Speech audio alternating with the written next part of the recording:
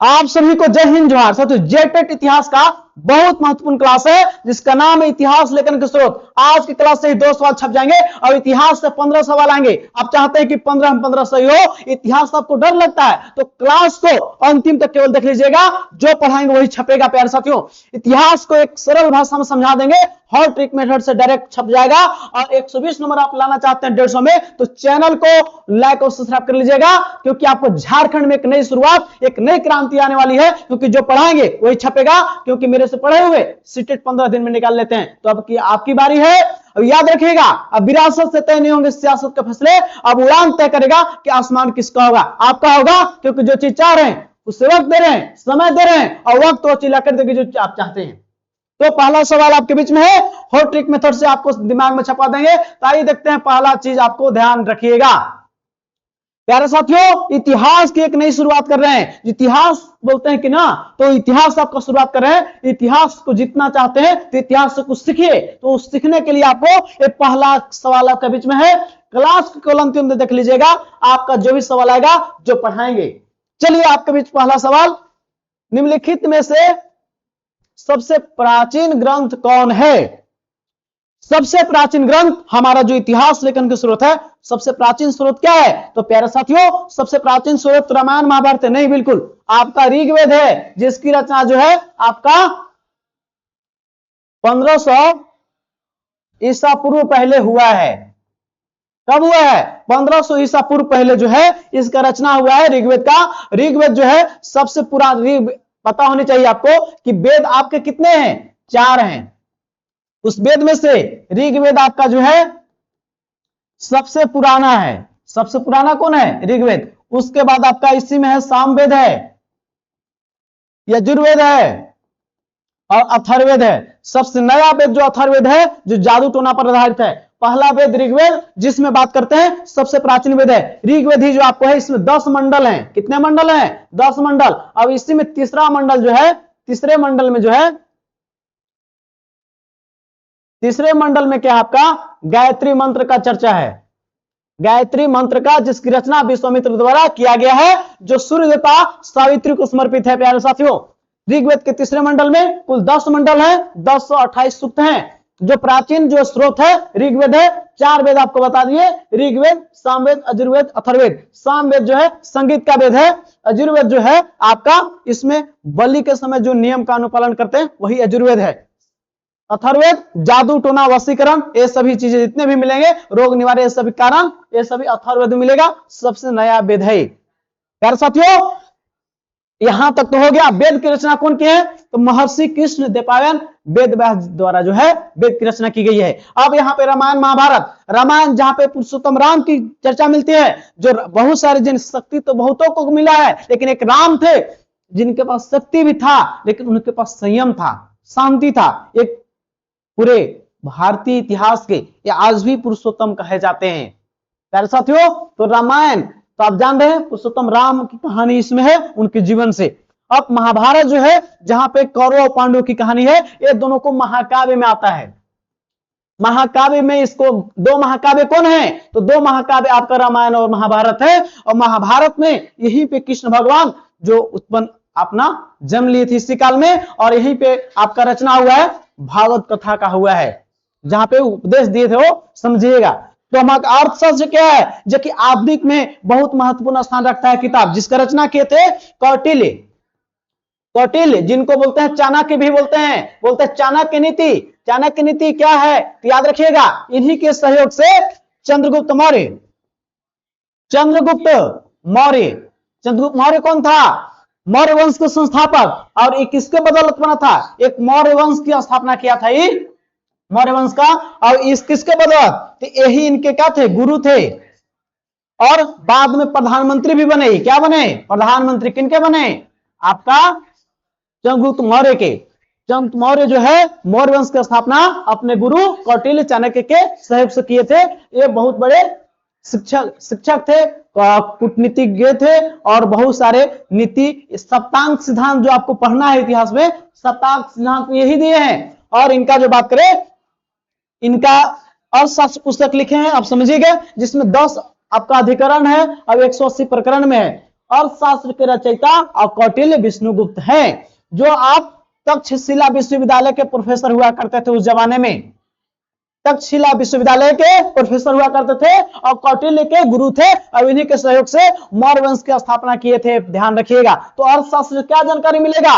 ये आपका मौर्य काल की जानकारी मिलेगा। प्यारे साथियों, तो ये आपका था, इसका भलुदा बना है, इसको सबको सुन लीजिएगा और लिखिएगा तो लिख लीजिएगा, ना तो कोई दिक्कत नहीं है, केवल सुन लीजिए, आपके एग्जाम में छपेगा वही सवाल जो हम पढ़ाएंगे।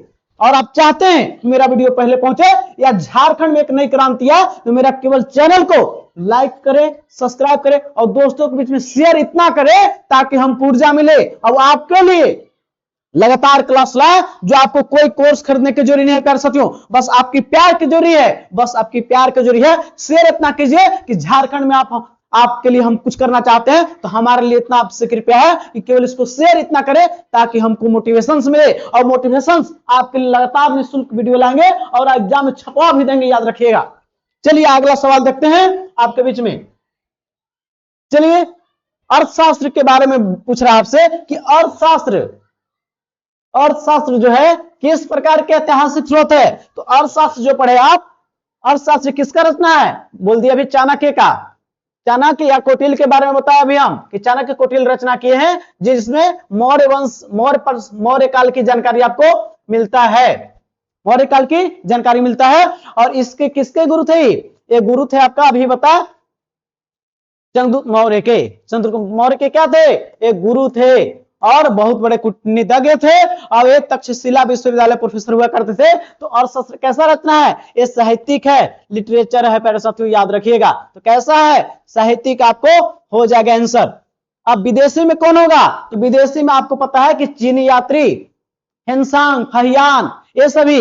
अब बात करें अरबी लेखक कौन हो जाएंगे? तो अरबी लेखक में आपको कौन हो जाएगा? Ibn Battuta. और अब विदेशी यात्री ही है इब्न बतूता और आपका किताब उल हिंद के लेखक अल बुरूनी। साथ ही यूनानी लेखक में बात करें तो बात वहां पे हेरोडोटस हो जाएगा, उसी में हो जाएगा आपका इंडिका का रचनाकार मेगास्थनीज। तो विदेशी विवरण जो विदेशियों यात्रियों द्वारा दिया गया है जानकारी। तो आपका ये कैसा है? अर्थशास्त्र कैसा है? तो साहित्यिक है, लिटरेचर है। तो आपका कौन हो जाएगा? ऑप्शन सी करेक्ट हो जाएगा। पुरातात्विक में क्या हो जाएगा? सिक्का हो जाएगा, अभिलेख हो जाएगा। ये सभी किसमें आ जाएंगे? ये सभी आ जाएंगे पुरातात्विक में। तो आपको साहित्यिक अर्थशास्त्र कैसा है? लिटरेचर पर आधारित है। और धार्मिक में क्या आएगा? वेद आ जाएगा। चलिए, तो इसका हो जाएगा आंसर दूसरा का सी। चलिए अगला सवाल आपके बीच में है, ध्यान दीजिएगा। बोल रहा है कि प्रयाग प्रशस्ति के रचयिता कौन है? तो प्रयाग प्रशस्ति के जो रचनाकार हैं वो आपका हरिसेन है। हरिसेन जो है आपको पता होना चाहिए समुद्रगुप्त का दरबारी कवि था। समुद्रगुप्त का दरबारी कवि, समुद्रगुप्त का दरबारी कवि कौन हुआ करता था? हरिसेन हुआ करता था। हरिसेन प्रशस्ति में क्या होता है? ये संस्कृत भाषा का शब्द है, संस्कृत भाषा का शब्द है प्रशस्ति। अब इसका मतलब होता है प्रशंसा करना, प्रशंसा किया है खूब। इसका पुस्तक है जिसका नाम है प्रयाग प्रशस्ति। प्रयाग प्रशस्ति है, उस पर क्या किया है? समुद्रगुप्त का खूब प्रशंसा हुआ है कि राजा ऐसे हैं वैसे हैं, प्रशस्ति हुआ है, राजा का प्रशंसा किया है। किसने? हरिसेन ने किया है। और याद रखिएगा समुद्रगुप्त को बीना बजाते हुए चित्रित किया गया है, जिससे बोला गया है कि बीना प्रेमी था समुद्रगुप्त। तो प्रयाग प्रशस्ति के रचयिता कौन है? हरिसेन है, जिसकी समुद्रगुप्त के दरबारी कवि हुआ करता था। और इसमें प्रयाग माने इलाहाबाद की बात करें तो ये आपका हो गया, इसका आंसर कौन हो गया? हरिसेन। अब विष्णु शर्मा की बात करें तो पंचतंत्र नामक ये दोनों जो है ये चंद्रगुप्त वंश के राजा हुआ करते थे, जिसका नाम था चंद्रगुप्त सेकेंड। उसके दरबार में रहते थे आपका। अब ये दोनों जो थे आपका किसके दरबार में रहते थे? गुप्त राजा था चंद्रगुप्त द्वितीय, जिसके समय में नवरत्न रहते थे। एक अकबर था जो नवरत्न रखा था, एक चंद्रगुप्त द्वितीय था जिसके समय कालिदास, अमर सिंह, तमाम जो है विष्णु शर्मा किसके रचयिता है? पंचतंत्र के। पंचतंत्र विष्णु शर्मा का रचना है। अब कालिदास का रचना कौन है? मेघदूत, अभिज्ञान शाकुंतलम, ये तमाम रचना में कालिदास किए हैं। अब यही चंद्रगुप्त द्वितीय के दरबार में रहते थे। धन्वंतरी जो हम लोग जानते हैं कि आयुर्वेद के जनक बोलते हैं, ये सभी चंद्रगुप्त द्वितीय के दरबार में रहते थे। बहुत अच्छे लोग उस समय रहते थे। हिंदी काल का स्वर्ण काल कहते हैं गुप्त काल को। अब इन दोनों जो महान लोग हैं गुप्त वंश के चंद्रगुप्त द्वितीय के दरबार में रहते थे। तो आपका तो पर्याप्त प्रशस्ति ये आंसर हो गया। अब ये आपका वान भट्ट किसके समय, हर्षवर्धन के समय, हर्षवर्धन के समय। अब इसने हर्षचरित की रचना की थी। ये पुस्तक कौन सा है, हर्षचरित, हर्षचरित के पुस्तक रचयिता वान भट्ट किया है, जो हर्षवर्धन के समय रहते थे। सबको पुस्तक का अवधि ध्यान रखिएगा, दिमाग में छपवा देंगे प्यारे साथियों। आपको झारखंड में एक नई क्रांति आने वाला है। रख हौसला और मंजर भी आएगा, प्यास से के पास चल का सुंदर भी आएगा, थक करना बैठे मंजिल के मुसाफिर, मंजिल भी मिलेगी, मिलने का मजा भी आएगा। क्यों श्याम सर का क्लास कुल अंतिम में देख लीजिए, जो सवाल आएगा इसी क्लास से आएगा, इसी क्लास से आएगा। आपके लिए दिन रात मेहनत करते हैं ताकि आपका एग्जाम पास करा सके। अब आपको एग्जाम पास कराना मेरा लक्ष्य है, बस अपना साथ दीजिए, थोड़ा शेयर कीजिए इतना, ताकि आपको झारखंड में पूरा दौड़े और आपको झारखंड में आपको कोई कोर्स खरीदने की जरूरत नहीं है। हम आपके साथ हैं, हम आपको पास कराएंगे। सभी सीडीपी हो, बाल विकास से आपको इतिहास, हिंदी, इतिहास, भूगोल, जितने भी चीजें हैं वो तमाम चीज क्लियर कराएंगे। बस आपकी सहयोग की जरूरी है। वो सहयोग है कि शेयर करिए, लाइक कीजिएगा। अब आपके लिए नए क्लास लाएंगे। बोल रहा है शिलालेख किस प्रकार का स्रोत माना जाता है। शिलालेख साहित्यिक आएगा नहीं जी, ये अर्थशास्त्र हो गया, ये सब किताब ना आएगा, ये तो होगा नहीं, ये नहीं होगा। शिलालेख तो अभिलेख आ जाएगा, क्या आ जाएगा, बी हो जाएगा करेक्ट, करेक्ट। पूछा जाएगा प्यारे साथियों, अभिलेखों का अध्ययन क्या कहलाता है, कमेंट कीजिएगा। अभिलेखों का अध्ययन क्या कहेंगे, या कमेंट कीजिएगा, इसको देखेंगे कितने लोग आंसर कर पाते हैं। ये विदेशी नहीं, आपका अभिलेखीय हो जाएगा 4 का बी।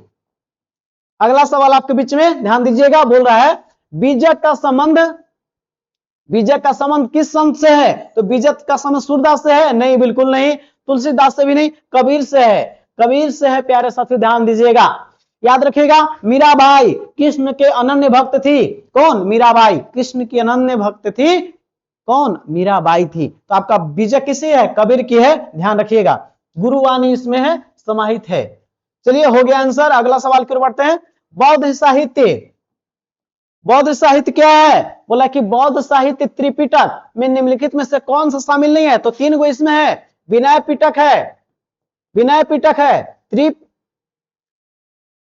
सुत पिटक है, और आपका अभिधम पिटक है, अभिधम पिटक है। और आपका जातक जो है ना, ये नहीं है। बुद्ध की पूर्व जन्म की कहानियां मिलता है, बुद्ध की पूर्व जन्म की कहानियां कहां मिलेगा, पूर्व जन्म की कहानियां वो मिलेगा कौन से में, जातक में मिलेगा। तो आपको त्रिपिटक में ही आता है 3 गो, विनय पिटक, सुत पिटक, अभिधम पिटक। तो आंसर कौन हो जाएगा इसका, बोला है कि त्रिपिटक में कौन नहीं है, तो त्रिपिटक में यह 3 गुण है जी, तो जातक नहीं ना होगा। और जातक में क्या मिलेगा, बुद्ध की पूर्व जन्म की कहानियां। तो ये सवाल ओम नमः स्वाहा पोस्टमास्टम और आपके एग्जाम में छपेगा, जहां छपेगा मेरा ही क्लास से आएगा, बस आप देखिएगा इसको अंतिम तक। चलिए अगला सवाल देखते हैं। तो आपका इसका आंसर कौन हो जाएगा, सी। नेगेटिव पूछा तो नेगेटिव है। 7वां नंबर सवाल आपके बीच में है। बोल रहा है समुद्रगुप्त सैनिक उपलब्धियों का वर्णन किसमें मिलता है, तो बताइए किसमें मिलता है। तो बोलेगा नासिक अभिलेख में, जी बिल्कुल नहीं मिलता है। पर्याप्त प्रशस्ति में, जी बिल्कुल। तो आपका सैनिक उपलब्धि का वर्णन कहां मिलेगा, पर्याप्त प्रशस्ति। इसकी रचना कौन किया था, इसका दरबारी कवि हरिसेन किया था, समझ जाएंगे। हाथी गुफा अभिलेख का संबंध कलिंग राजा खेरवाल से जुड़ा हुआ है। कलिंग राजा खेरवाल जो उड़ीसा में राज्य था, जुड़ा हुआ है हाथी गुफा लेख। तिथि रहित अभिलेख है, इसमें तिथि अभिलेख भी बोलते हैं। तिथि रहित माने तिथि इसमें चर्चा नहीं है। तो आपका समुद्रगुप्त के सैनिक उपलब्धियों की चर्चा तो पर्याप्त प्रशस्ति में मिलता है, ध्यान रखिएगा। जो समुद्रगुप्त गुप्त वंश के प्रतापी राजा हुआ करते थे। चलिए अगला सवाल की ओर बढ़ते हैं। आपके बीच में इसका भलुदा निकाल देंगे और ये आपको समझ में भी आ जाएगा। बोल रहा है कि राजतरंगिणी मुख्य रूप से किस राजा के इतिहास की चर्चा मिलती है, जहां भी मिले तो कश्मीर का इतिहास का चर्चा मिलता है। कश्मीर के इतिहास की चर्चा कहां मिलता है, राजतरंगिणी में, जो 12वीं सदी की आपका इतिहास की एक प्रमाणिक मिलता है। और ये किसी का पक्षपात रहित किताब है, किसी का पक्ष नहीं लिया है पुस्तक, इसलिए प्रमाणिक और अच्छा इसको माना जाता है। राजतरंगिणी के पुस्तक, राजतरंगिणी का पुस्तक का लेखक भी पूछ सकता है, तो कल्हन द्वारा रचित है। कौन लिखा है, कल्हन लिखा है। राजतरंगिणी की रचना कल्हन, और कश्मीर के इतिहास की चर्चा 12वीं सदी की ओम नमः स्वाहा खत्म हो गया। तो 12 8 का हो गया कौन, ए हो गया, ए सही। आगे बढ़ते हैं। 9 नंबर सवाल आपके बीच में है, ध्यान दीजिएगा। प्राचीन अभिलेखों में, अभिलेखों की लिपि प्राय क्या होती है, जितना भी प्राचीन लिपि है उसका अभिलेख आपको ब्राह्मी मिलेगा। क्या मिलेगा, वो सभी का ब्राह्मी मिलेगा। ध्यान रखिएगा, आपको चुकना नहीं है, चुक जाएंगे तो फंस जाइएगा। बोला कि हाथी गुफा अभिलेख का संबंध किस राजा से है, हाथी गुफा अभिलेख किससे है, तो किससे है, तो ये आपका कलिंग राजा खेरवाल से है। तिथि रहित अभिलेख है, तिथि रहित अभिलेख है, याद रखिएगा प्यारे साथियों। तिथि रहित अभिलेख कौन है, आपका यही ना, इसमें आपका जो है तिथि का उल्लेख नहीं है। चलिए तो हो गया 10 का भी। अगला सवाल,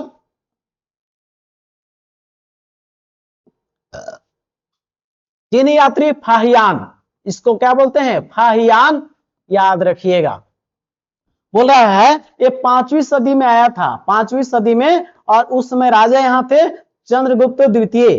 चंद्रगुप्त द्वितीय जो थे उस समय राजा थे प्यारे साथियों, चंद्रगुप्त द्वितीय। तो ये किसके दरबार में आया था, चंद्रगुप्त विक्रमादित्य भी बोलते हैं। अब बोलेगा कि हर्षवर्धन के कौन समय आया था, हर्षवर्धन के समय आया था चीनी यात्री ही था वो, उसका नाम था आपका, ये चीनी यात्री जो था इसका नाम था, ध्यान रखिएगा, उसका नाम था ह्वेनसांग।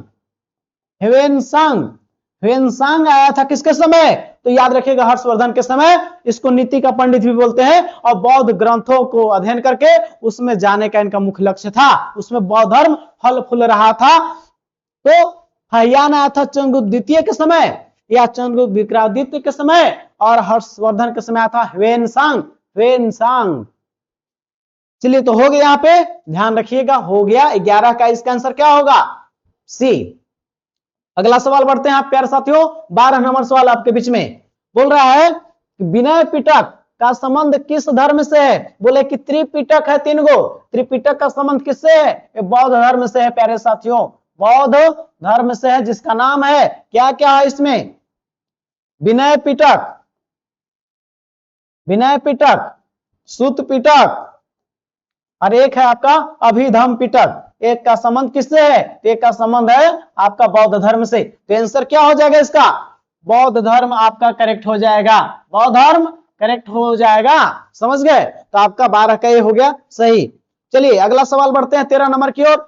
यहाँ पे जो है अकबरनामा किसकी रचना है, बोला कि अकबरनामा कौन लिखे हैं, तो ये लिखे हैं अबुल फजल, अबुल फजल कौन लिखे हैं, अबुल फजल लिखे हैं प्यारे साथियों। और अकबरनामा के तीसरे भाग में ही, तीसरे भाग को क्या बोलते हैं, तीसरे भाग में जो है आईने अकबरी कहते हैं, आईने अकबरी।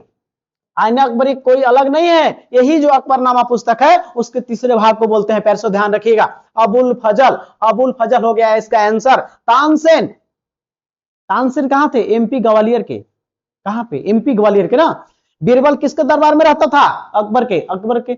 बीरबल की खिचड़ी सुनबे किए होंगे आप लोग ना, तो आपका समझ में आ रहा होगा प्यारे साथियों। ये हो गया आंसर, कौन सा हो गया, 13 का आपका बी हो गया प्यारे साथियों। यह संघर्ष सिर्फ पाने का नहीं है, यह संघर्ष खुद को साबित करने का है, ताकि बता सके कमजोर हम नहीं, हमारा वक्त था लेकिन अब नहीं है, क्योंकि आप सही प्लेटफॉर्म को चुने हैं। सत्य में जयते, जहां पे सत्य होती वहीं पे विजय होती है, तो आप सत्य की ओर चल रहे हैं, आप सही प्लेटफॉर्म को चुने। बस क्लास को अंतिम तक बन रख के देख लीजिए, एक सवाल नहीं, इसमें बेहतरीन सवाल का सीरीज है जो आपके एग्जाम में डायरेक्ट टू द पॉइंट है प्यारे साथियों। उनके लिए जो बोला था कि आपका रिजल्ट नहीं होगा, प्यारे साथियों याद रखिएगा, जब परिणाम आएगा तो अखबार देख लेना, जब परिणाम आएगा तो अखबार देख लेना। इस बार मेरी कलम की रफ्तार देख लेना, तुझे अपनी खुद आंखों पर यकीन नहीं होगा तो रिजल्ट एक बार नहीं बार बार देख लेना। बस मेहनत कर दीजिए, अब आपकी अबरी जो लिस्ट आएगा उसमें सरकारी आपका जो नौकरी होगा उसमें आपका नाम आने वाला है। बस मेहनत कर दीजिए, आप हमको 2 महीने टाइम दीजिए, हम आपको जेटेट पास करा के और सफलता का एक नया लकीर खींच देंगे। जो आपको बोला था कि नहीं होगा, वो लकीर आपका होगा और आपका नाम भी होगा। वो सरकारी जब लिस्ट आएगा गवर्नमेंट का जेएसएससी का, तो उसमें एक नाम जरूर होगा और आप सरकारी कर्मचारी बनेंगे। बस आप क्लास को बने रहिए, और हमको उसके लिए एनर्जी के लिए आप मेरे चैनल को शेयर कीजिए, लाइक कीजिए। आपको जो भी दोस्त हैं जो टेट की तैयारी करते हैं या कोई भी एग्जाम जिसमें इतिहास पूछता है, तो इसको शेयर कीजिएगा, ताकि हम आपको झारखंड में एक नई क्रांति लाने के लिए आपका सहयोग जरूरी है। क्या आप वीडियो को लाइक और शेयर कीजिएगा केवल प्यारे साथियों, ऊर्जा मिलता है और आपके लिए वही ऊर्जा मेरा है। और आप लक्ष्य को प्राप्ति कराना, आपको मोटिवेट करना मेरा लक्ष्य है। चलिए तो हो गया यहाँ पे 13 का बी हो गया करेक्ट। चलिए अगला बढ़ते हैं सवाल साथियों 14 नंबर की ओर। आगे बोल रहा है साथियों, तुजुक ए बाबरी किस प्रकार का स्रोत है? तो तुजुक ए बाबरी जो है एक आत्मकथा है, जो आत्मकथा की शुद्ध की ऑटोबायोग्राफी क्या है? ऑटोबायोग्राफी है प्यारे साथियों, ऑटोबायोग्राफी है। इस किसका है? बाबर का है प्यारे साथियों, ध्यान रखिएगा। तो किस क्या है? ये आत्मकथा है। ये अकबर ने खुद से ही अपनी जो किया है काम उसके बारे में बताया था। ऑटोबायोग्राफी वही होता है, ध्यान रखिएगा। 14 का 1 करेक्ट हो गया। 15 नंबर सवाल आपके बीच में है, बोल रहा है चीनी यात्री ह्वेनसांग किसके शासनकाल में आया था? तो आपका जो था वर्धन वंश था, वर्धन वंश का ही एक राजा हुआ करता था, इसका नाम था हर्षवर्धन। हर्षवर्धन के समय ही ये ह्वेनसांग आया था। कौन आया था? ह्वेनसांग। जो आपका ह्वेनसांग है, ह्वेनसांग याद रखिएगा, ह्वेनसांग। तो आपका किस वंश? तो वर्धन वंश इसमें है, वर्धन वंश। तो हर्षवर्धन काल बोला ना है, तो हर्षवर्धन ओम नमः स्वाहा करेक्ट हो जाएगा। मौर्य वंश की बात करें तो मौर्य वंश का सबसे पहला राजा कौन हुआ था? चंद्रगुप्त मौर्य, जो इसके संस्थापक थे। और इनके गुरु कौन थे? वही चाणक्य, कौटिल्य। मुगल काल अकबर से बाबर से शुरू होता है और बहादुर शाह जफर तक चला जाता है। गुप्त काल जिसके संस्थापक श्रीगुप्त थे, और श्रीगुप्त गुप्त वंश में ही महान शासक समुद्रगुप्त हुए, चंद्रगुप्त द्वितीय हुए। बहुत एक से एक इसमें राजकाज हुए हैं। और गुप्त काल में ही पहली बार सती प्रथा का उल्लेख मिलता है। सती प्रथा का उल्लेख भानुगुप्त के अरण्य अभिलेख, भानुगुप्त इस वंश का राजा था, उसके अरण्य अभिलेख है, भानुगुप्त के अरण्य अभिलेख से ही आपको मिलता है सती प्रथा का पहला चर्चा, जिसकी सती प्रथा को एंड किया गया था 1829 ईस्वी में। किसके सहयोग से? आपका लॉर्ड विलियम बेंटिंग के सहयोग से, राजा राम मोहन राय दोनों मिलकर किए थे। और सती प्रथा का पहला चर्चा कब मिलता है? ये मिलता आपको कब है? तो आप याद रखिएगा, भानुगुप्त के अरण्य अभिलेख, गुप्त वंश के ही राजा हुआ करता था। चलिए 15 का आंसर कौन हो गया? हर्षवर्धन करेक्ट, 15 का भी। चलिए अगला सवाल है 16। इतिहास जानने के साधनों में अभिलेख शब्द का सही अर्थ क्या है? अभिलेख शब्द का सही अर्थ क्या है? तो यहाँ पे प्यार पांडुलिपि जी बिल्कुल नहीं, चित्रकला नहीं, पत्थरों और धातु पर खुदे गए लेख, पत्थर और जो रहता है उस पर क्या है? उसको लेख लिखा गया है, वही आपका साधन अभिलेख का। तो आपका कौन हो गया? C correct. सभी जेसीईआरटी पर सवाल है साथियों, जो एग्जाम में डायरेक्ट छपेंगे। सवाल 17 है, सम्राट अशोक के अधिकांश शिलालेख किस लिपि में है? तो सम्राट अशोक के अधिकांश अभिलेख जो है ब्राह्मी में है, ब्राह्मी में है। और थोड़ा बहुत प्राकृत में मिलेगा, तो आपका जिसम जो होगा उसको मार देंगे विकल्प में आंसर। तो ब्राह्मी भी ऑप्शन बी में दिया है, अधिकांश ब्राह्मी में है और कुछ थोड़ा बहुत प्राकृत में है। चलिए तो आपका 17 का बी हो गया। अगला सवाल की ओर बढ़ते हैं साथियों 18 नंबर की ओर। कह रहा है गुप्त काल के, साथियों ध्यान दीजिएगा, बोल रहे यहां पे है कि गुप्त काल के राजाओं के अभिलेख मुख्य रूप से किसमें मिले हैं? तो गुप्त काल के भी किसमें मिले हैं? ये आपका ब्राह्मी लिपि मिले हैं, ध्यान रखिएगा। किसमें मिले हैं? ब्राह्मी लिपि, ध्यान रखना आपको है। खैर संस्कृत का भी इस समय हो गया था आविष्कार। चलिए अगला सवाल आपके बीच में है, बोला है कि 19 नंबर, निम्नलिखित में से कौन सा एक यूनानी लेखक है जिसने प्राचीन भारत का वर्णन किया है? कौन इसमें जो है प्राचीन भारत का उल्लेख किया है प्यारे साथियों? वो है मेगास्थनीज। मेगास्थनीज जो है ध्यान रखिएगा, सेल्यूकस निकेटर का ये समझ लीजिए कि राजदूत था। सेल्यूकस निकेटर का राजदूत हुआ करता था। लेकिन अब समझे कि सेल्यूकस निकेटर कौन था? तो ये था सिकंदर का सेनापति। सिकंदर का सेनापति कौन हुआ? ये सेल्यूकस निकेटर। और सेल्यूकस निकेटर ने क्या किया? जब एक युद्ध लड़ा किसे? चंद्रगुप्त मौर्य से। तो चंद्रगुप्त मौर्य से हार गया, तो ये अपनी बेटी का विवाह, कार्नेलिया का विवाह किससे किया? कार्नेलिया का विवाह जो कर दिया था, किया था चंद्रगुप्त मौर्य से। चंद्रगुप्त मौर्य से कर दिया। और उसके बाद जो बोला, एक सेल्यूकस निकेटर अपना राजदूत मेगास्थनीज को बोला कि जाओ अपनी बेटी को, हम उसके साथ युद्ध लड़ रहे थे, अब उसको शादी कर दिए हैं, तो अब क्या मेरी बेटी को अच्छा से रखें, जाओ वहां से, तुम हमको इन्फॉर्म कर ही रहना। तो वही जो है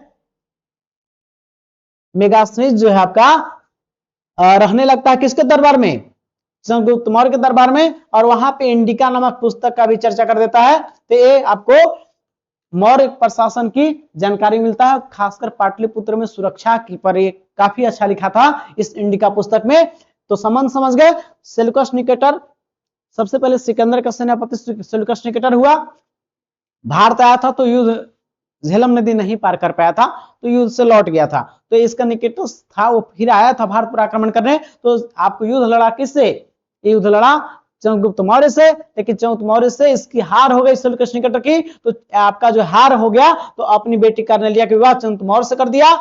उसके साथ ही इसको दहेज में 4 क्षेत्र मिला था, काबुल, कंधार, मकरान, हेरात, ये 4 क्षेत्र मिला था किसको, चंद्रगुप्त मौर्य को दहेज में मिला था, जिसके बदले 500 हाथी भी लेकिन ये दिया था अपने ससुर को चंद्रगुप्त मौर्य। चंद्रगुप्त मौर्य के ही दरबार में मेगास्थनीज रहने लगा, जो कि सेल्यूकस निकेटर के राजदूत था। और इंडिका नामक पुस्तक कौन छाप दिया, ये मेगास्थनीज। इंडिका किसकी पुस्तक है, वो पुस्तक है मेगास्थनीज की, जो दिमाग में आपको छाप देना और छप जाएगा भी, याद रखिएगा। वान भट्ट, आपको हर्षचरित की रचना कौन किया है, हर्षचरित की रचना वान भट्ट किया है। हरिसेन, पर्याग प्रशस्ति की रचना कौन किए हैं, हरिसेन। चाणक्य, जो अर्थशास्त्र नामक पुस्तक लिखे हैं, जो चंद्रगुप्त मौर्य के प्रधानमंत्री थे, उसके शिक्षक थे, गुरु थे, और इन्हीं ने ही अर्थशास्त्र की रचना किया है। उसी पुस्तक में 15 अधिकरण है, 180 प्रकरण है। इसी में सप्तांग सिद्धांत भी दिए हैं अर्थशास्त्र के में, कौन, चाणक्य। और चाणक्य का नाम कौटिल्य भी है, विष्णुगुप्त भी है। चाणक्य का नाम विष्णुगुप्त भी, कौटिल्य भी है, और ये तक्षशिला विश्वविद्यालय के प्रोफेसर हुआ करते थे। चलिए 19 का कौन हो गया आखिर, आपका सी, प्राचीन इतिहास में जानकारी इससे मिलता है। कौन, यूनानी लेखक कौन था, यही यूनानी लेखक था मेगास्थनीज। चलिए तो अगला सवाल आपके बीच में प्यारे साथियों बोल रहा है यहाँ पे कि प्रसिद्ध पुस्तक इंडिका के लेखक कौन है, तो अब ये बताया कि मेगास्थनीज है। कौन है, मेगास्थनीज, जो किसका था, मेगास्थनीज जो था सेल्यूकस निकेटर का राजदूत हुआ करता था। अब सेल्यूकस निकेटर कौन हुआ, तो महान सिकंदर, जो 326 ईसा पूर्व में भारत पर आक्रमण किया था, लेकिन इसकी सेना झेलम नदी पार करने से इंकार कर दिया था। तो वह सेल्यूकस निकेटर फिर भारत पर आक्रमण करता है, और सेल्यूकस निकेटर हार जाता है, उसके बदले अपनी बेटी का विवाह कर देता है, और फिर उसके दरबार में ही जाकर कौन रहेगा, मेगास्थनीज, जो आपका सेल्यूकस निकेटर का राजदूत हुआ करता था। अब इंडिका नामक पुस्तक लिख दिया है, जिससे मौर्य प्रशासन की जानकारी मिलेगा, और खासकर पाटलिपुत्र की सुरक्षा के बारे में अच्छा खासा ही जानकारी देता है पुस्तक। हो गया आंसर। हायान आप जान ही रहे हैं, जो चंद्रगुप्त द्वितीय के समय में आया था, देखिए। और नेचुरल हिस्ट्री आपका प्लिनी लिखा है। चलिए आगे बढ़ते हैं।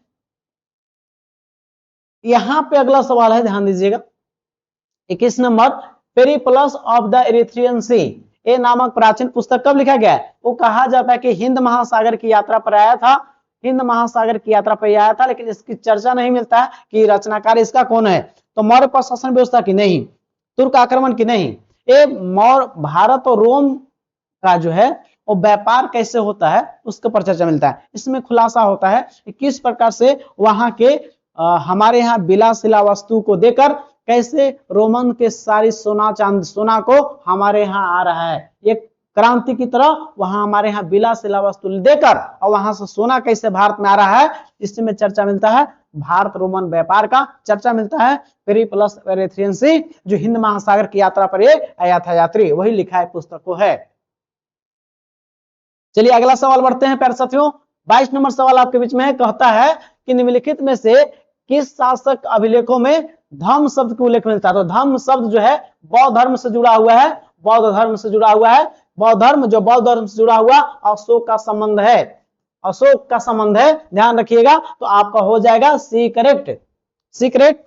कनिष्क, जो कुषाण वंश के एक प्रतापी राजा हुआ करता था कनिष्क, और कनिष्क के समय ही शक संवत की शुरुआत हुई थी, शक संवत की शुरुआत कनिष्क के समय ही, और रेशम मार्ग की शुरुआत यही इसके समय कनिष्क के समय हुआ था। कनिष्क वंश का एक प्रतापी राजा कनिष्क हुआ करता था, ध्यान रखिएगा। कनिष्क कुषाण वंश का संस्थापक कुजल विशेष था, और उसी वंश का राजा था कनिष्क, जो शक संवत जो हम लोग अपनाए हैं अभी, जो हमारा राष्ट्रीय कैलेंडर है, जिसको हम लोग 22 मार्च 1957 को अपनाए, लेकिन इसके जनक माना जाए तो कनिष्क के समय ही इसको देख रेख किया गया था, और ऐसा मार्ग की खोज भी यहीं पे हुआ था।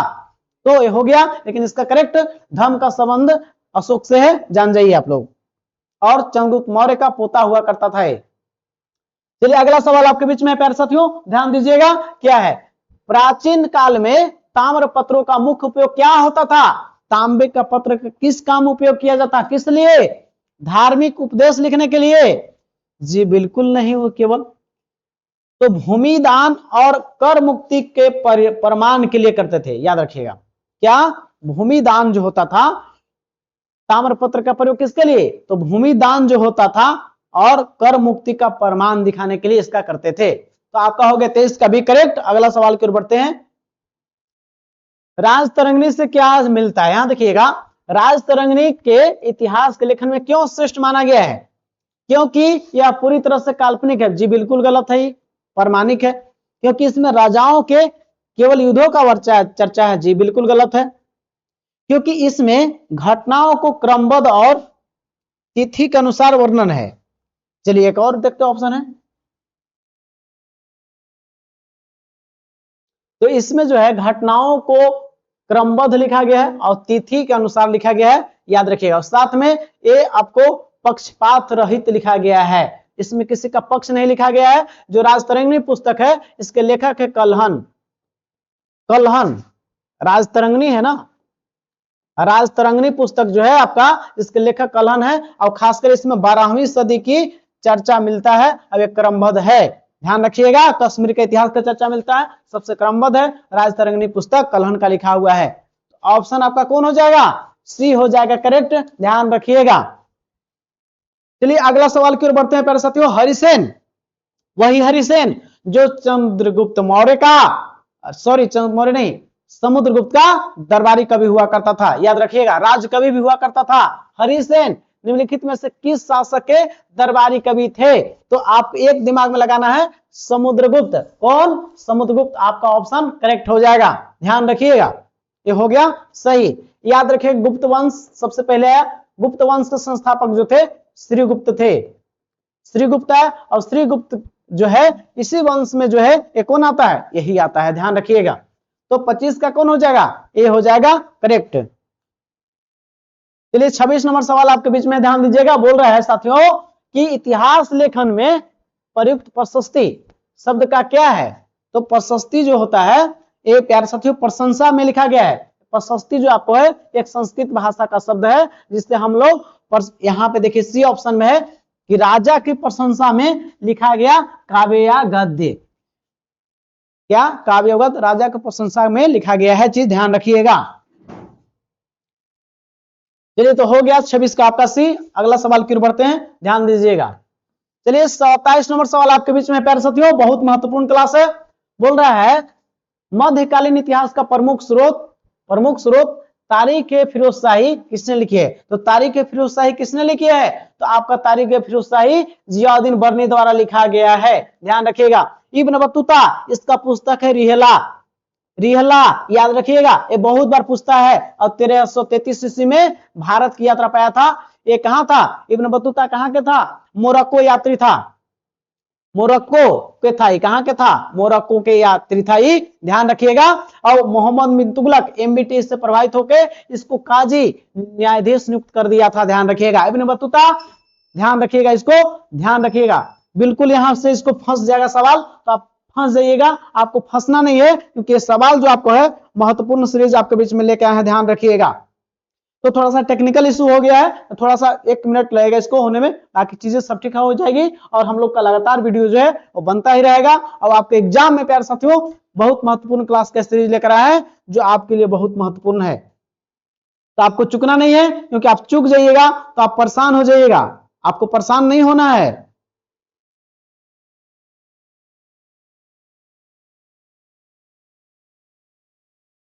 क्योंकि आप जीतने के लिए बने हैं, हम आपको जीत का रास्ता पक्का करने वाले हैं। क्योंकि जीत आपकी आपके आपके सोच पर फर्क पड़ता है। तो आप क्या सोचते हैं, आपके जीत पर फर्क पड़ता है, क्योंकि आप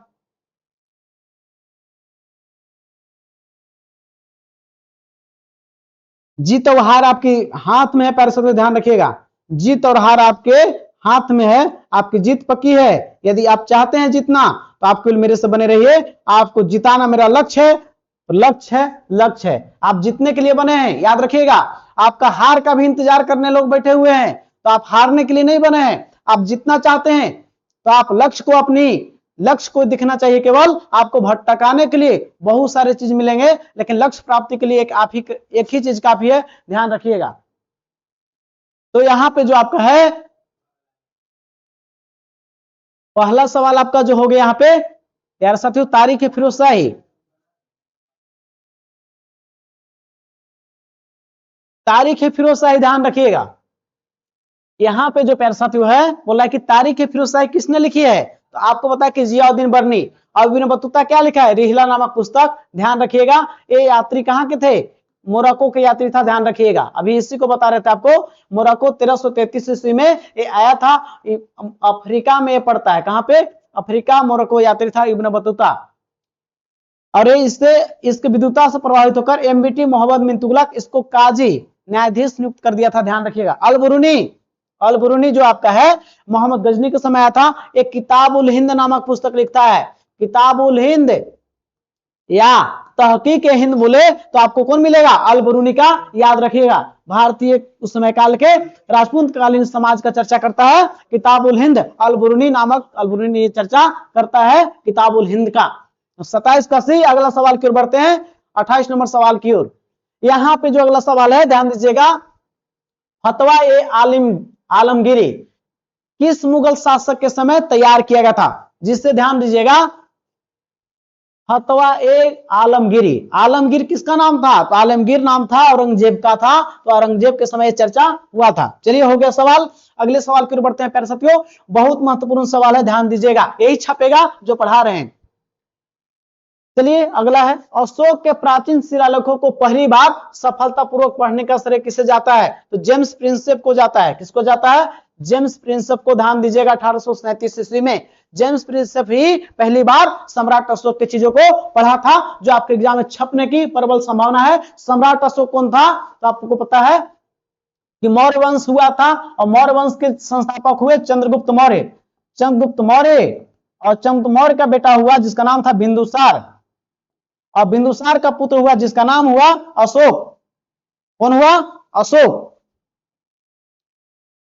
अशोक तो पूछता है कि अशोक किसका पोता था, तो यही चंद्रगुप्त मौर्य का। और चंद्रगुप्त मौर्य का कौन था गुरु, तो वही कौटिल्य, चाणक्य, विष्णुगुप्त, जिनको ने अर्थशास्त्र की रचना की थी। बहुत शिक्षक थे, कूटनीतिज्ञ थे, और सप्तांग सिद्धांत इनको भूला नहीं जा सकता है। किनका, कौटिल्य का।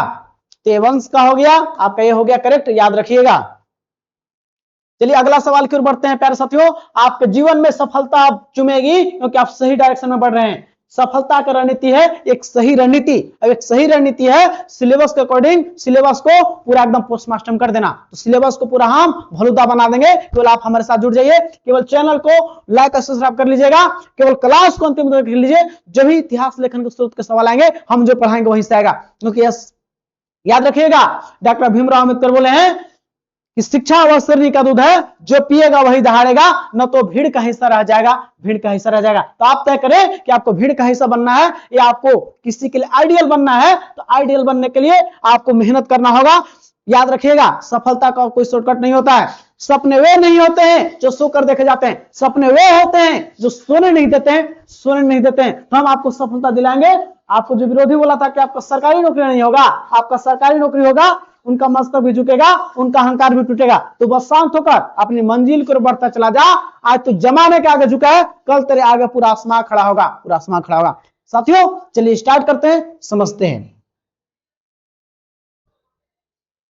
भारत में अभिलेखों के पुरालेख शास्त्र के व्यवस्थित विकास किसने शुरू किया था, तो कौन किया था, तो आपको किया था, इसका नाम था विलियम जोन्स, नहीं जॉन मार्शल, जेम्स प्रिंसेप किया था। याद रखिएगा कौन किया था, जेम्स प्रिंसेप।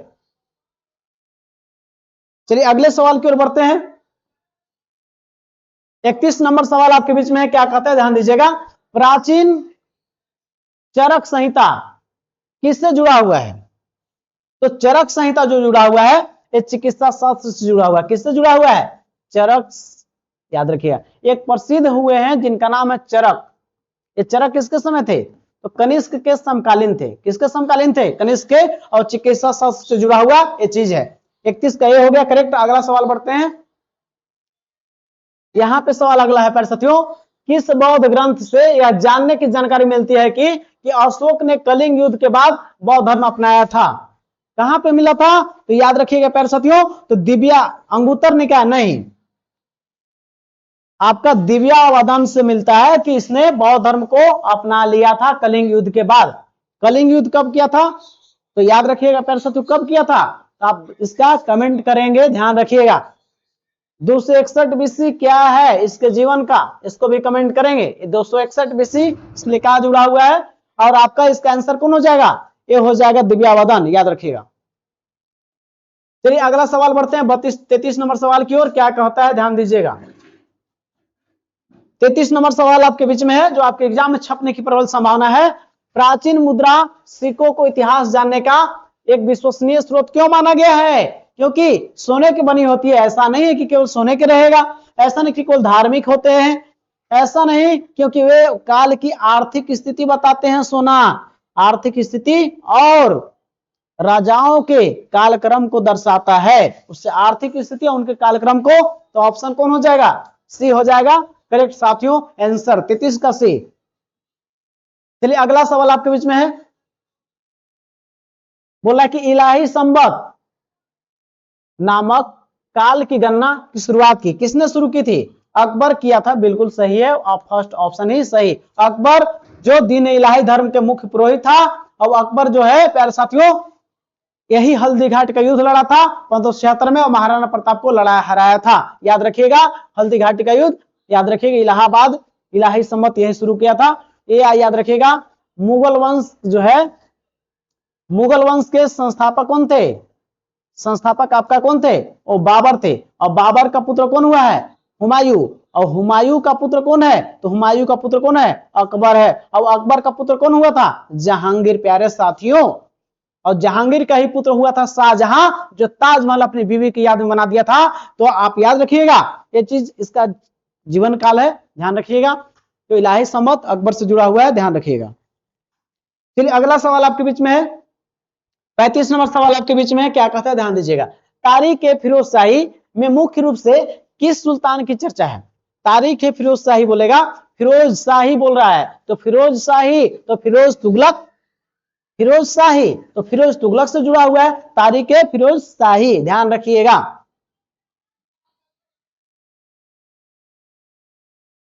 यहां पे सवाल कहता है प्यारे साथियों, वान भट्ट द्वारा रचित हर्षरित किस प्रकार का साहित्यिक स्रोत है?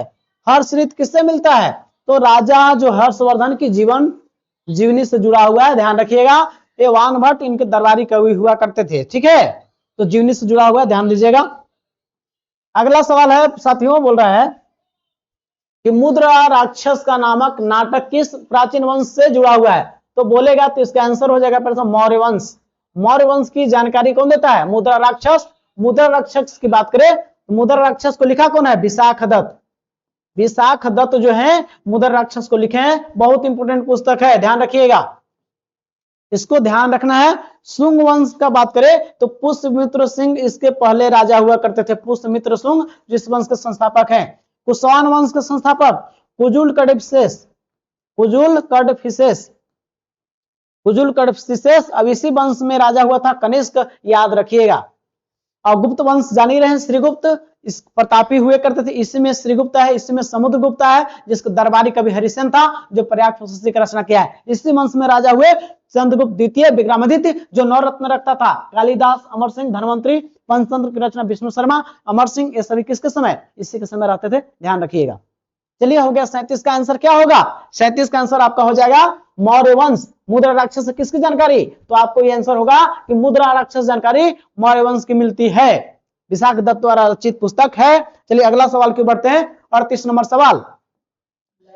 चलिए प्रसिद्ध बौद्ध ग्रंथ आ जा रहा है ना, प्रसिद्ध बौद्ध ग्रंथ दीपवंश और महावंश की रचना क्यों हुई? तो दीपवंश महावंश दोनों की रचना कहां हुआ है? तो श्रीलंका में हुआ है, याद रखिएगा। श्रीलंका में जो है किसके द्वारा? सम्राट अशोक द्वारा बौद्ध धर्म का जो है प्रचार प्रसार किया गया था। कहां पे? श्रीलंका में, ध्यान रखिएगा। तो दीपवंश महावंश की रचना कहां हुआ है? श्रीलंका, याद रखिएगा। दीपवंश तो यानी कि द्वीप की चर्चा मिलती है, किसकी? द्वीप की। महान माने महान वंश, महान शक्ति की। चलिए, तो श्रीलंका में रचना हुआ था, ध्यान रखिएगा। और श्रीलंका में सम्राट अशोक किया था अपनी पुत्र महेंद्र और संघामित्रा को क्या बोला था? बौद्ध धर्म के प्रचार के लिए भेजा था सम्राट अशोक। कहां पे? श्रीलंका में। महेंद्र और संघामित्रा दोनों को, याद रखिएगा। तो 38 का आंसर कौन हो जाएगा? श्रीलंका। चलिए, अगला सवाल है प्यारे साथियों। सवाल बोल रहा है नीति शतक के रचयिता निम्नलिखित में से कौन है? तो कालिदास है? नहीं। तो कालिदास की रचना थोड़ा देख लीजिए। मेघदूत और अभिज्ञान शाकुंतलम कौन लिखे हैं? कालिदास। जो आपका कालिदास जो है प्यारे साथियों, ये चंद्रगुप्त द्वितीय के समय रहते थे। तो इसका आंसर कौन है? भर्तृहरि जो है ये नीति शतक के जनक हैं। बरामहीर, ये भी किसके काल में? ये हो गए। और विष्णु शर्मा का पुस्तक फेमस है पंचतंत्र। ये तीनों किसके समय? चंद्रगुप्त द्वितीय।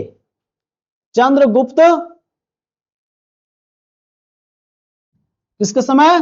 चंद्रगुप्त द्वितीय, जिसको हम लोग विक्रमादित्य भी बोलते हैं। विक्रमादित्य जो कि गुप्त वंश के राजा था। नवरत्न रखा थे, नवरत्न। अकबर भी रखा था, ये भी रखा था। हिंदू काल का स्वर्ण काल किसको बोलते हैं? तो गुप्त वंश के काल को बोलते हैं। इसी के समय कालिदास, बरामहीर, विष्णु शर्मा, पंचतंत्र की रचना अमर सिंह, ये तमाम धनवंतरी किसके समय? ये सभी रहे थे आपका गुप्त वंश के समय, चंद्रगुप्त द्वितीय। इसका नीति शतक का आंसर क्या होगा? भर्तृहरि। आंसर 39 का बी। चलिए, अगला सवाल फिर बढ़ते हैं। 40 नंबर सवाल आपके बीच में है। ये 100 क्वेश्चन का सीरीज है। प्रसिद्ध विदेशी विद्वान अल बुरूनी का भारत का संबंधित किस पुस्तक में सुरक्षित है? अल बुरूनी पूछेगा तो मिलेगा किताबुल हिंद। प्यारे साथियों, अल बुरूनी द्वारा लिखा हुआ पुस्तक है। अल बुरूनी, याद रखिएगा। अल बुरूनी का नाम से एक किताबुल हिंद या तहकीक हिंद भी बोलेगा, या भारत की खोज नामक पुस्तक, ये भी किताबुल हिंद, तहकीक हिंद, ये सभी पुस्तक को मारना। अल बुरूनी मोहम्मद गजनी के साथ भारत आया था। चलिए, आंसर हो गया, याद रखेंगे। रिहला पुस्तक किसकी है? तो याद रखें इब्न बतूता, याद रखिएगा। इब्न बतूता 1333 ईस्वी में भारत आया था। मोरक्को अफ्रीका का यात्री था। भारतवर्ष के और झारखंड के एग्जाम में इतना बार पूछा है सवाल कि इब्न बतूता कौन था? इब्न बतूता 1333 ईस्वी में अफ्रीका मोरक्को यात्री भारत आया था, जो रिहला नामक पुस्तक लिखा था। और इसके विद्वता से प्रभावित होकर एमबीटी मोहम्मद बिन तुगलक इसको काजी न्यायाधीश नियुक्त कर दिया था। यही है रिहला से संबंध। चलिए, अगला बढ़ते हैं प्यारे साथियों। अगला सवाल बढ़ते हैं। 41 नंबर सवाल क्या कहता है? आपके बीच है सवाल, देखिए आप इसका चर्चा करते हैं आपके बीच में। प्रसिद्ध इतिहासकार मिन्हाज-उस-सिराज ने किस ऐतिहासिक ग्रंथ की रचना की है? मिन्हाज-उस-सिराज जो पुस्तक है उसकी रचना कौन किए हैं? तो तहबाके-नासरी, तारीख-ए-फिरोजशाही। तो आपका ये हो जाएगा तबकात-ए-नासरी कौन लिखे हैं? मिन्हाज-उस-सिराज का पुस्तक है तबकात-ए-नासरी। तारीख-ए-फिरोजशाही फिरोज तुगलक से जुड़ा हुआ है, ध्यान रखिएगा। आंसर हो गया 41 का ए। चलिए, अगला सवाल है 42 नंबर सवाल आपके बीच में है। क्या कहता है? ध्यान दीजिएगा। बोल रहा है कि निम्नलिखित में से कौन सा मध्यकालीन ग्रंथ और उसका लेखक सुमेलित नहीं है? मध्यकाल का पुस्तक सब। बाबरनामा, ये बाबर तो लिखा है, सही बात है। हुमायूंनामा गुलबदन बेगम लिखा है। और तुजू के जहांगीर लिखा है। लेकिन अकबरनामा ये अबुल फजल लिखा है। यह गलती कर दिया, ये अबुल फजल। ये फैजी कौन था? अबुल फजल के बड़े भाई थे। तो आपका कौन गलत है? ये ना गलत हुआ गया, गलत पूछा तो गलत आंसर। 42 का डी। अगला ध्यान दीजिए। अगला सवाल आपके बीच में है साथियों, ध्यान दीजिएगा। बोल रहा है शेर शाह सूरी के शासनकाल की जानकारी देने वाली पुस्तक तारीख-ए-शेरशाही किसने लिखी है? अबुल फजल लिखा है। ये तो अबुल फजल वाला लिखा है कौन? आपका अकबरनामा लिखा है कौन? अबुल फजल, जो कि नवरत्न जो था अकबर का उसमें से एक था। ये लिखा है कौन? अब्बास खान सरवानी। अब्बास खान सरवानी क्या लिखा है? तारीख शेरशाही। तारीख शेरशाही कौन लिखा है? तारीख शेरशाही अब्बास खान सरवानी। तारीख शेरशाही लिखा है, ध्यान रखिएगा। अगला सवाल की ओर बढ़ते हैं साथियों, ध्यान दीजिएगा। चलिए अब अगला सवाल 44 नंबर है। सवाल क्या कहता है? इतिहास को एक वैज्ञानिक और इतिहास को कैसा वैज्ञानिक और क्रमबद्ध रूप में देने की शुरुआत सबसे किस प्राचीन सभ्यता में हुई? तो आपको सबसे प्राचीन सभ्यता में शुरुआत हुआ है यूनानी में हुआ है। प्राचीन सभ्यता में नहीं, रोमन में नहीं, यूनानी ग्रीक सभ्यता में। इसका बात करें तो हम लोग इसके जनक हेरोडोटस को हम लोग बोलते हैं हेरोडोटस। हेरोडोटस इतिहास के पिता बोलते हैं। वहीं पे सबसे पहली बार इतिहास का पिता क्यों बोलते हैं? इतिहास को पहली बार क्रमबद्ध तरीका से वैज्ञानिक रूप से लिखने का काम यूनानी ग्रीक सभ्यता में किया गया था। याद रखिएगा, हेरोडोटस को इतिहास का पिता बोलते हैं क्योंकि इतिहास को पहली बार क्रमबद्ध लिखने का श्रेय इसी को जाता है। तो आपका हो गया ऑप्शन सी करेक्ट, ध्यान दीजिएगा। सवाल अगला बढ़ते हैं 45 नंबर की ओर। क्या कहता है? बोल रहा है कि रोमन लेखक प्लिनी रचनाएं प्राचीन भारत के किस पक्ष को समझाने में महत्वपूर्ण है? तो एक किस पक्ष को समझाता है? धार्मिक रीति रिवाज को? जी बिल्कुल गलत है। ये दर्शाता आपको भारत और रोम के बीच में जो व्यापारिक हुआ है ना, व्यापारिक संबंध को दिखाता है। चलिए बी का हो गया करेक्ट। चलिए 46 नंबर सवाल क्या कहता है? सवाल इंपोर्टेंट है प्यारे साथियों, VVI है, सवाल पूछता है एग्जाम में। भारत में पुरातत्व सर्वेक्षण विभाग जिसको बोलते हैं ASI, archaeological survey of India. Archaeological survey of India इसको बोलते हैं, भारतीय पुरातत्व शास्त्र के जनक। इसका 1861 में स्थापना हुआ था, ध्यान रखिएगा। और पूछा जाएगा कि भारतीय पुरातत्व शास्त्र के पिता बोलेगा या जनक बोलेगा तो इसका क्या आंसर मानेंगे? Alexander Cunningham. अलेक्जेंडर कनिंघम को बोलते हैं भारतीय पुरातत्व शास्त्र के पिता, father of Indian archaeological survey. ध्यान रखिएगा, इसका आंसर कौन हो जाएगा?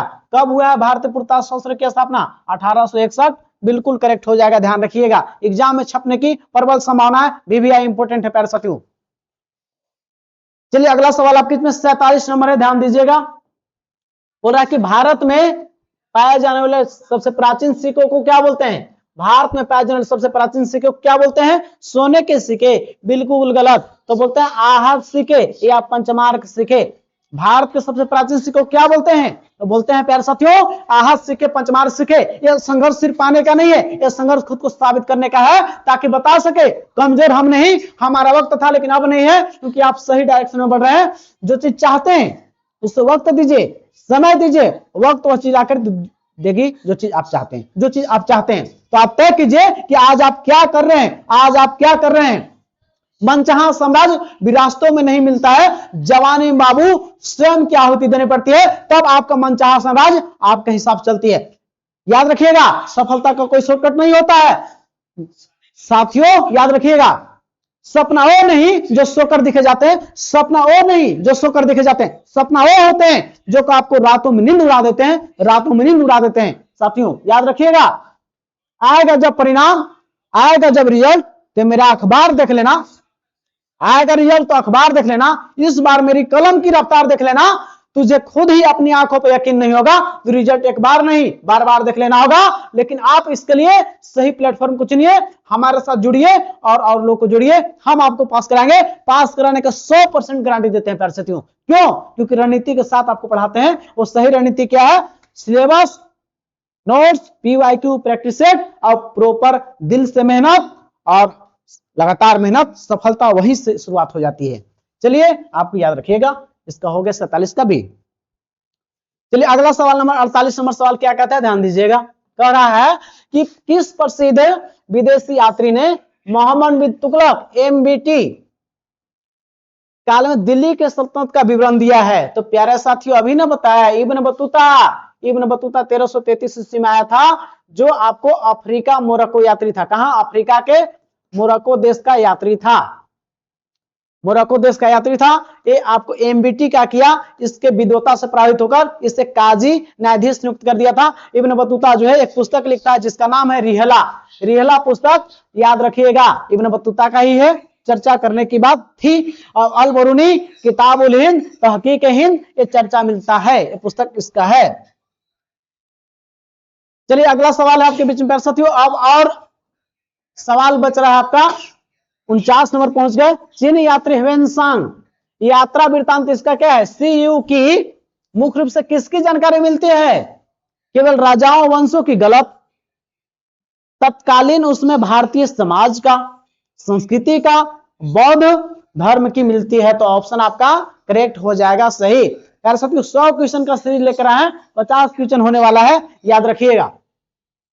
सी है आपका प्राचीन युद्ध तकनीकों की क्या है? प्राचीन युद्ध की तकनीकों क्या है? ये तो आपको हो भी नहीं करेगा, फर्स्ट बी ना हो जाएगा। तो आपका यहां पे हो गया 50 नंबर सवाल प्यारे साथियों, याद रखिएगा। मौर्यकालीन समाज, मौर्यकाल के समाज और प्रशासन को जानने के लिए मेगास्विज इंडिका एक प्रमुख स्रोत क्यों है? क्योंकि इंडिका पुस्तक जब लिखा था तो चंग मौर्य के दरबार में ही रहता था। ध्यान रखिएगा, इसको ध्यान रखिएगा, क्योंकि यह, इसको छोटा करते हैं थोड़ा सा, ध्यान दीजिएगा। मौर्यकालीन समाज की जानकारी प्रशासन कहां से मिलता है? क्योंकि पूरी तरह से वेदों पर रहे थे, गलत है।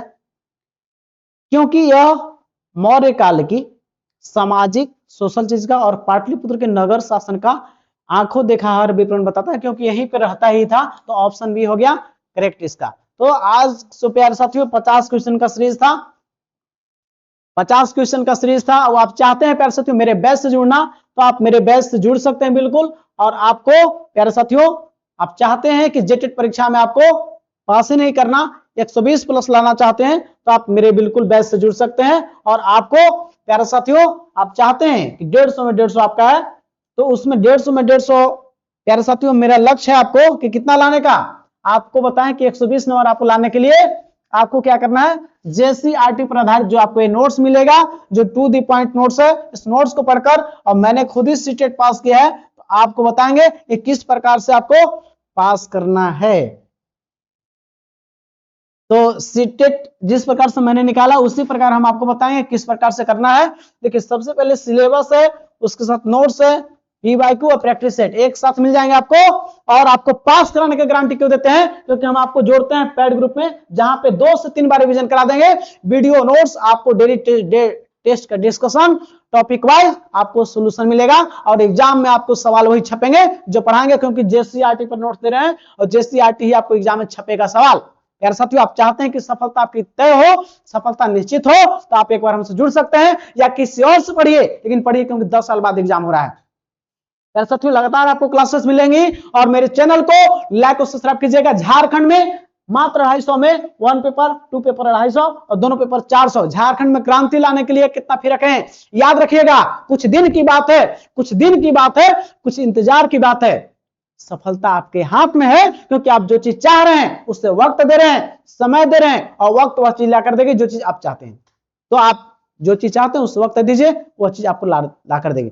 याद रखिएगा अब विरासत से तय नहीं होंगे सियासत के फैसले, अब उड़ान तय करेगा कि आसमान किसका होगा, आपका होगा। क्योंकि जो चीज चाह रहे हैं उससे वक्त दे रहे हैं, समय दे रहे हैं, और वक्त वह चीज लाकर देगी जो चीज आप चाहते हैं। पूरा आसमान खड़ा है, आपका इंतजार कर रहा है, बस 3 महीना आपको आप टाइम दीजिए, 3 महीना में आपको जीवन बदल देंगे, सफलता का वो मुकाम पहुंचा देंगे, जिसका सफलता का लकीर खींच देंगे। जो सफलता आप चाहते हैं वो सफलता आपके हाथ में है, क्योंकि जो चीज चाहते हैं उस वक्त दीजिए केवल, हम आपको सफलता का वो स्वाद चखाएंगे जिसका आप कई दिनों, कई महीनों से, कई सालों से इंतजार कर रहे हैं, लेकिन वो सुखद नहीं, अब सफलता आपके हाथ में है, क्योंकि आप सही डायरेक्शन में बढ़ रहे हैं। आप चाहते हैं तो जुड़ सकते हैं। वैसे आपको हम सफल दिलाना मेरा लक्ष्य है, और लक्ष्य है झारखंड में एक नई क्रांति के लिए आपका सहयोग का जरूरी है कि चैनल को लाइक और सब्सक्राइब कीजिएगा, और शेयर इतना कीजिए ताकि हम आपके लगातार वीडियो मिले, मोटिवेशन मिले, और आपके लगातार वीडियो लाए जो आपको सफलता में हम सहयोग कर पाए। प्यारे साथियों इस वीडियो को अंतिम तक देखने के लिए तमाम साथियों को तहे दिल से धन्यवाद। जय हिंद जोहार। साथियों मिलते हैं नेक्स्ट वीडियो में। अपना ख्याल रखें, मेहनत करें, आप सफलता का स्वाद चखने वाले हैं।